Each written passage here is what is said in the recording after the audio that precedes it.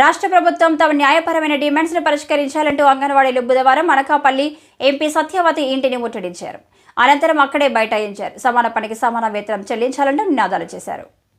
ఆపై శిబిరం వద్దకు చేరుకున్న ఎంపీ సత్యవతి అంగన్వాడీల సమస్యలను విన్నారు. అనంతరం జిల్లా ప్రధాన కార్యదర్శి నాగశేషు ఎంపీకి వినతి పత్రం అందజేశారు. వైసీపీ ప్రభుత్వం అధికారంలోకి రాగానే 1000 రూపాయలు జీతం పెంచడం జరిగిందని ఎంపీ ఈ సందర్భంగా గుర్తు చేశారు. అంగన్వాడీల సమస్యలను పరిష్కరించేందుకు కొంత సమయం కావాలని కోరారు. అంతవరకు అంగన్వాడీలు సమ్మె విరమించాలని ఎంపీ విజ్ఞప్తి చేశారు.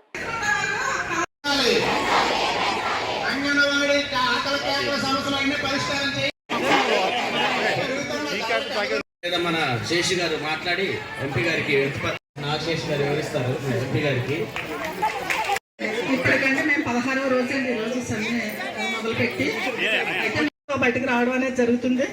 మరి మీ ద్వారా మన జగన్మోహన్ రెడ్డి గారికి మా అంగన్వాడీ సమస్యలు మీరు ఒకసారి కూడా బడ్జెట్కి సంబంధించి మాట్లాడాలండి.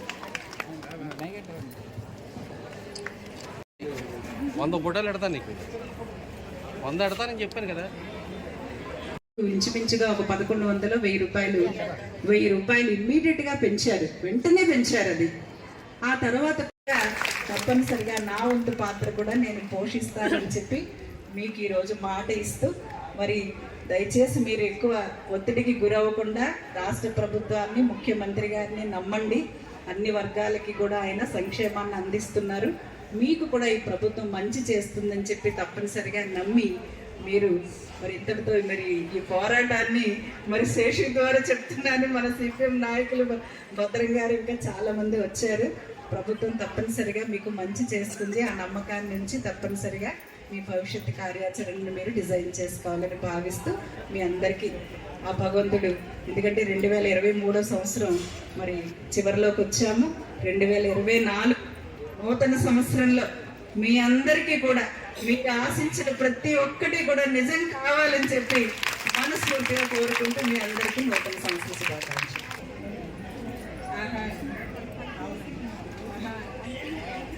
ప్రిన్సిపల్ సెక్రటరీ గారు, మన చీఫ్ సెక్రటరీ గారు కూడా వాయిదా వేసుకున్నామండి. ఇప్పటికైనా సరే ఇంత పెంచుతున్నామని హామీ ఇమ్మంటున్నామండి. మేము హామీ ఇస్తే మీకు ఇంత వేతనం పెంచుతున్నాము, పోనీ ఇంత వ్యవధిలో మేము ఇంత పెంచుతామని మాకు హామీ ఇస్తే మేము వెంటనే సమ్మె విరమించుకుంటామండి. ఆ హామీ కోసమే మేము ఎదురు చూస్తున్నామండి. అది మీ ద్వారా నెరవేరేలాగా మేమందరం కూడా కోరుకుంటూ ఆ మాట మీరు చెప్తారని ఆశిస్తున్నామండి.